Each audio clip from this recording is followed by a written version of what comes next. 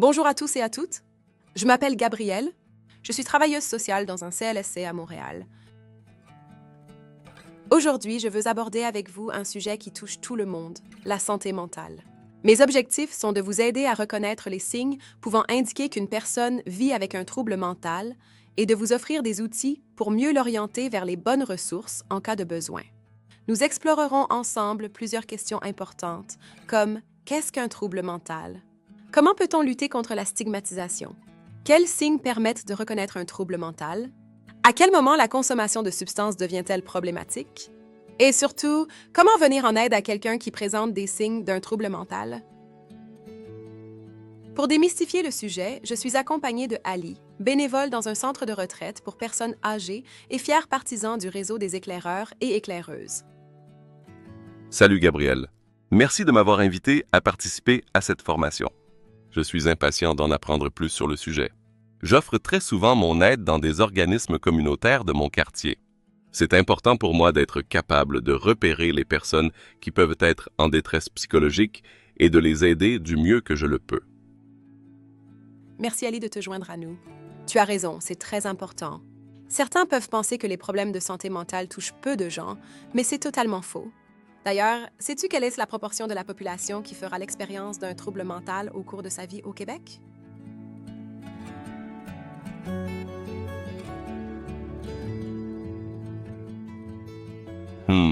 Bonne question.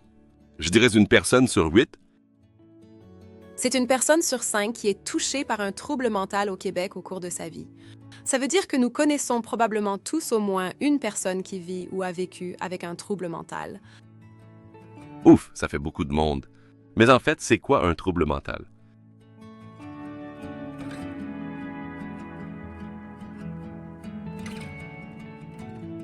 Excellente question, Ali.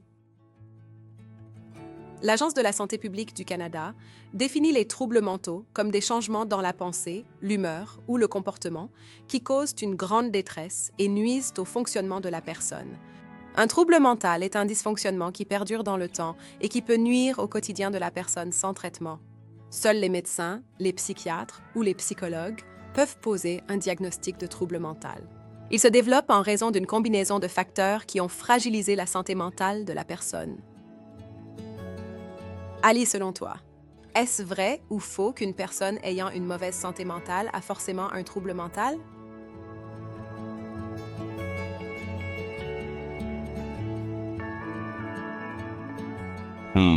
Je dirais faux. Ça nous arrive à tous d'avoir des périodes plus difficiles dans notre vie sans qu'on souffre nécessairement d'un trouble mental. C'est exact. La santé mentale et un trouble mental, ce sont deux choses différentes. On peut très bien avoir une bonne santé mentale et vivre avec un trouble mental ou avoir une mauvaise santé mentale sans vivre avec un trouble mental. En fait, selon l'Agence de la santé publique du Canada, la santé mentale, c'est notre capacité à ressentir, penser et d'agir de manière à améliorer notre aptitude à jouir de la vie et à relever les défis auxquels nous sommes confrontés. Autrement dit, c'est un sentiment de bien-être qui varie de manière négative ou positive au fil des événements de notre vie. Je comprends mieux, Gabriel, c'est très clair, merci. Ça fait plaisir, Ali? Toutefois, restons prudents. Ça reste un défi d'avoir une définition commune de la santé mentale et des troubles mentaux, parce que ce sont des concepts qui peuvent grandement être influencés par nos croyances personnelles et notre culture. Je vois.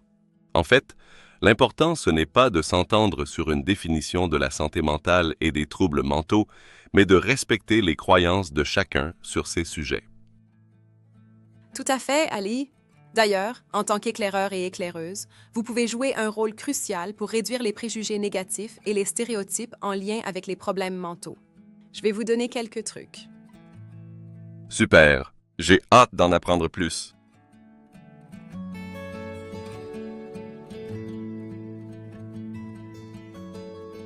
Quand on parle de stigmatisation, on fait référence aux préjugés, aux stéréotypes et aux actes de discrimination à l'égard de certaines personnes, comme celles qui vivent avec un problème mental. Les préjugés sont des idées négatives qu'on a sur quelqu'un avant de le connaître parce qu'elle appartient à un certain groupe selon nous. Exemple, Pensez qu'une personne avec un trouble mental est dangereuse.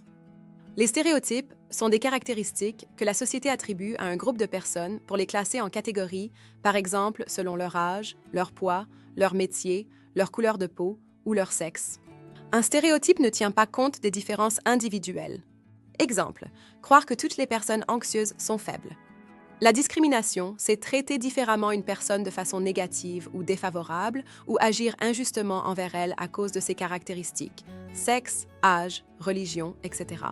Exemple, refuser un emploi à une personne parce qu'elle vit avec un trouble mental. La stigmatisation peut avoir plusieurs conséquences sur les personnes qui vivent avec un problème de santé mentale. Elles peuvent s'isoler, éviter de demander de l'aide et croire qu'elles doivent cacher leur souffrance. Ce que tu dis met le doigt sur un véritable problème de société, mais moi, qu'est-ce que je peux faire concrètement pour réduire la stigmatisation? Tout d'abord, il faut garder en tête que nous avons tous une part de responsabilité dans la stigmatisation des troubles mentaux. Elle peut être présente partout, autant au travail, à l'école ou à la maison. C'est parfois très subtil et on peut tous avoir des propos qui mènent à la stigmatisation si on ne fait pas attention à ce qu'on dit. Ali, selon toi, qu'est-ce qu'on pourrait améliorer dans cette formulation?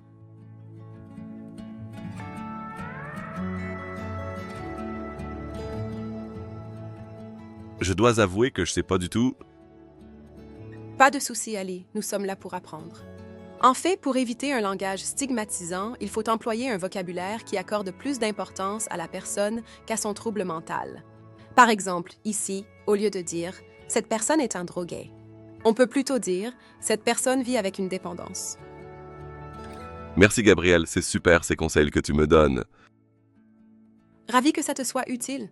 Savais-tu que seulement la moitié des personnes qui sont affectées par un trouble mental consultent un professionnel? Non, je ne savais pas.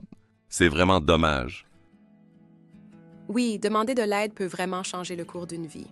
C'est pour ça que j'aimerais qu'on regarde ensemble les signes de troubles mentaux afin de vous aider à guider les personnes qui en présentent vers les bonnes ressources.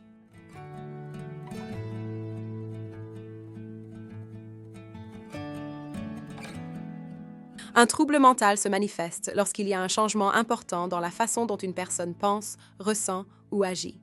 Cela peut inclure des difficultés à composer avec ses émotions, des pensées confuses et des comportements inhabituels qui peuvent rendre difficile la réalisation des activités du quotidien.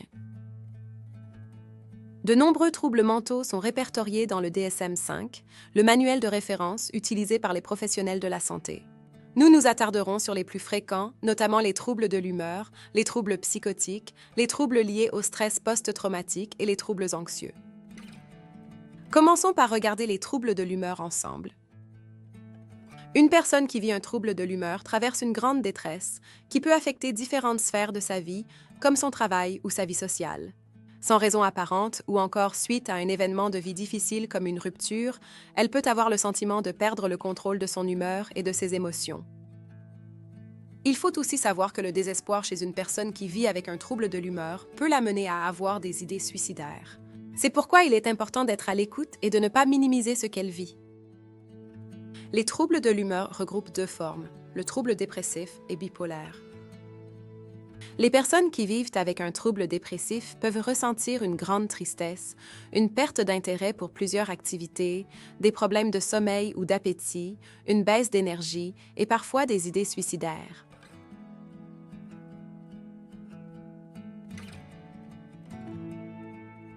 Les personnes qui vivent avec un trouble bipolaire traversent des changements extrêmes d'humeur.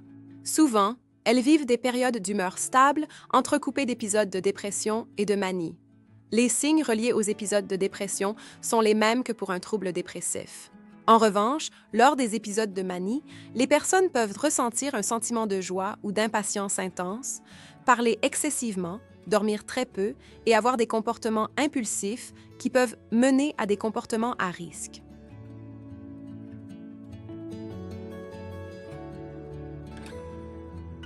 C'est vraiment intéressant tout ça, mais ça fait beaucoup d'informations à retenir. Je comprends, Ali.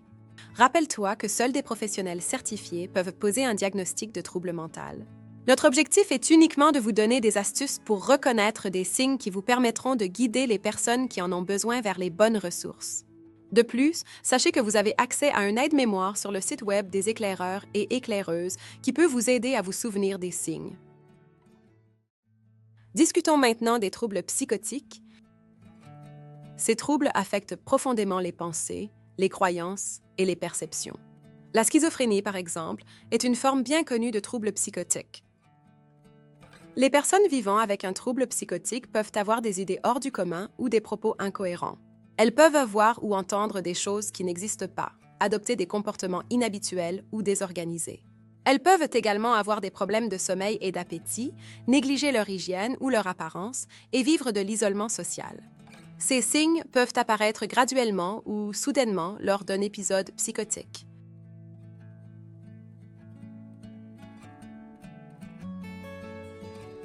Ça me fait penser à un résident du centre pour personnes âgées où je travaille.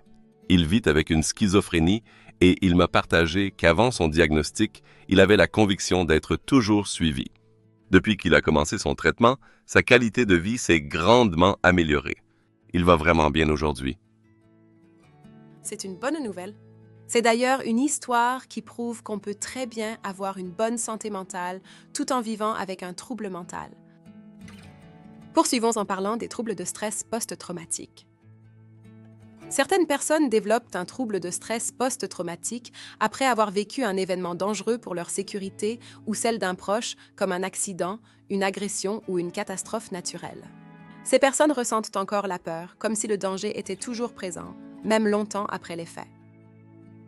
C'est ce qui peut causer des flashbacks comme chez les anciennes militaires. Exactement.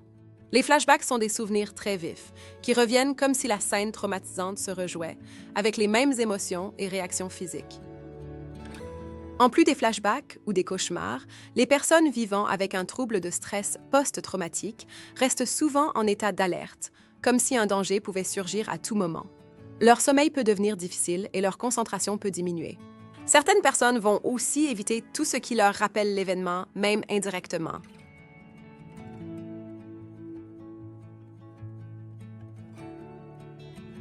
Nous sommes rendus à aborder les troubles anxieux. Tout d'abord, Ali, c'est important de faire la différence entre le stress et l'anxiété. Est-ce que tu la connais? Pour t'aider à répondre, voici 2 images. Selon toi, laquelle représente le mieux l'anxiété?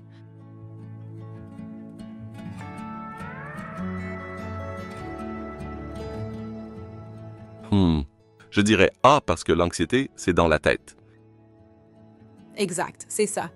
L'anxiété, c'est une réaction d'inconfort face à une menace perçue ou anticipée qui pourrait très bien ne pas se produire.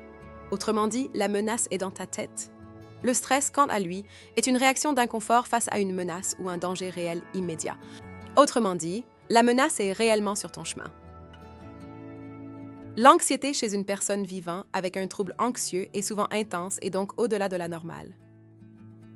Cette anxiété se manifeste par divers signes qui perturbent le quotidien, comme des étourdissements, des palpitations cardiaques, de la difficulté à respirer, une transpiration excessive, ainsi qu'une difficulté à se concentrer.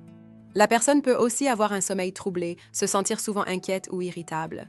Une personne avec un trouble anxieux a souvent tendance à se créer des scénarios catastrophes et à se faire des peurs avec des choses qui ne sont pas encore arrivées.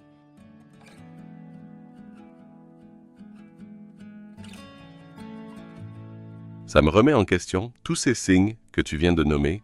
J'ai tendance à beaucoup anticiper ce qui va se passer dans ma tête. Je peux avoir des palpitations cardiaques et je dois me concentrer pour respirer calmement. Je comprends. C'est normal et même utile de ressentir de l'anxiété parfois. Elle peut t'aider à te préparer à des situations stressantes, comme un examen par exemple. Par contre, ton anxiété peut devenir un problème lorsqu'elle persiste, alors que tout semble revenu à la normale, occasionne un niveau de détresse important, occupe constamment tes pensées ou t'empêche de faire tes activités quotidiennes. Est-ce que ça ressemble à ta situation? Non, pas tout à fait.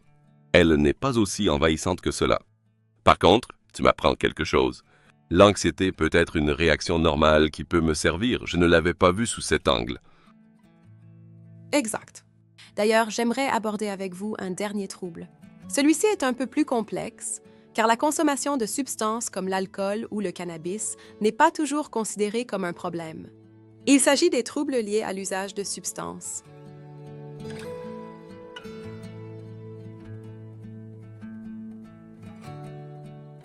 Même si une augmentation de la consommation de substances peut signaler une santé mentale fragilisée, ce sont les conséquences sur la vie de la personne qui permettent d'identifier un trouble lié à l'usage de substances, et ce, que celle-ci soit légale ou non. En fait, la consommation devient un problème lorsqu'elle a des effets nuisibles sur la santé physique, émotionnelle ou sociale, qu'elle entraîne une perte de contrôle sur la quantité ou la fréquence de la consommation et qu'elle devient une obsession ou que la personne a le sentiment de ne pas pouvoir être bien sans consommer. Ali, selon toi, est-ce vrai ou faux que c'est la recherche d'une sensation de plaisir qui est à l'origine d'une dépendance? C'est une bonne question. Je dirais que c'est en partie ce qui la provoque, non? Tu n'as pas tout à fait tort. La recherche de plaisir est une des raisons qui peut expliquer qu'une personne décide de consommer. Toutefois, c'est un problème dans la vie de la personne qui occasionne de la souffrance qui est véritablement à l'origine du cycle de dépendance. En effet, ce cycle commence par un problème non résolu qui provoque de la souffrance. Pour la soulager, la personne se tourne vers la consommation. Mais ce soulagement n'est que temporaire et le besoin de consommer revient, créant ainsi un cycle qui se répète à moins de trouver une solution alternative pour en sortir. Ce que tu dis me touche. J'ai connu un collègue qui buvait pour fuir la tristesse causée par ses chicanes de couple, mais ça ne faisait qu'empirer les choses. Il voulait aller mieux, mais chaque fois, l'alcool le ramenait au même point de départ. Quand il se confiait à moi, je ne savais pas toujours quoi dire. J'avais peur de dire quelque chose qui l'enfoncerait davantage. Je comprends, Ali, mais sache que le simple fait que tu sois là pour l'écouter, c'est déjà précieux. En parlant avec lui ouvertement, tu lui donnes l'espace pour exprimer ce qu'il vit. Et si on regardait ensemble les différentes façons d'aider une personne qui présente des signes d'un trouble mental, je pense que ça pourrait vraiment être utile.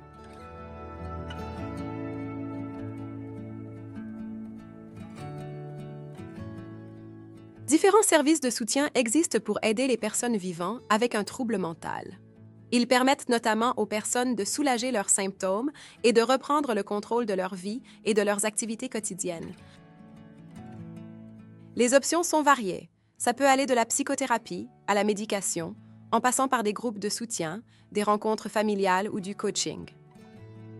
Je m'excuse de t'interrompre, Gabriel, mais je me questionne. Je me demande quoi faire quand une personne n'est pas prête à envisager aucune de ces options. Par exemple, quand j'ai parlé à mon collègue de consulter pour ses difficultés liées à la consommation, il ne voyait pas en quoi ça pouvait l'aider. J'avais pourtant le sentiment qu'il aurait vraiment eu besoin de parler à un professionnel. Je comprends ce que tu veux dire, Ali. Ce n'est jamais facile de voir quelqu'un aller mal et se sentir impuissant. Dans ce genre de situation, l'essentiel, c'est de respecter les choix de la personne. Ton collègue, par exemple, n'était peut-être pas prêt à consulter. Il pouvait peut-être ressentir de la honte ou croire que les choses allaient s'arranger d'elles-mêmes. Cela dit, tu peux rester présent, continuer à lui parler, l'écouter et l'accompagner dans sa réflexion. Ce genre de soutien peut aussi faire une différence et l'aider à prendre les décisions qui lui conviennent pour aller mieux. Est-ce que ça répond à ton questionnement, Ali? Oui, merci. Ça me soulage de mieux comprendre mon pouvoir d'action en tant qu'éclaireur. J'ai une dernière astuce dont j'aimerais vous parler pour améliorer la santé mentale avant de conclure la formation d'aujourd'hui, les autosoins. Les autosoins, c'est tout ce qu'une personne peut faire par elle-même pour aller mieux. Ça peut être, par exemple, d'adopter de saines habitudes de vie, de chercher les bonnes ressources au bon moment ou de se fixer de petits objectifs réalistes. Ce qu'on fait pour prendre soin de nous, par nous-mêmes, joue un rôle essentiel dans toute démarche pour aller mieux, que ce soit avec ou sans traitement médical ou l'accompagnement d'un professionnel. En tant qu'éclaireur ou éclaireuse, vous pouvez donc encourager une personne à reprendre du pouvoir sur sa santé mentale en l'aidant à poser de petits gestes qui lui font du bien. Que ce soit voir des amis, lire, bouger ou respirer profondément, ces actions simples peuvent faire une vraie différence.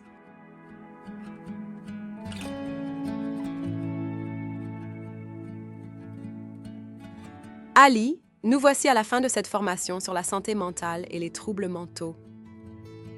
C'était très intéressant, Gabriel. Ça va beaucoup m'aider dans mon rôle d'éclaireur. Heureuse de l'entendre, Ali. Comme éclaireur ou éclaireuse, vous pourriez un jour croiser quelqu'un qui montre des signes de détresse ou d'un trouble mental. Si vous sentez que la personne a besoin de plus de soutien que ce que vous ou ses proches pouvez lui offrir, votre rôle est de l'inviter à consulter un ou une professionnelle de la santé en fonction de ses besoins. Vous pouvez l'accompagner dans sa démarche en lui fournissant les coordonnées d'un service, en appelant avec elle ou même en l'accompagnant sur place si elle le souhaite. Si la personne n'a pas déjà de lien avec un ou des professionnels de la santé, voici des ressources assez générales vers lesquelles elle peut se tourner.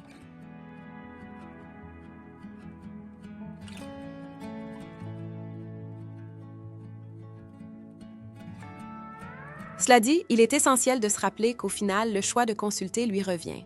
En attendant, vous pouvez rester en contact avec elle. Votre rôle n'est pas de prendre des décisions à sa place. La personne demeure au centre de son propre processus pour aller mieux.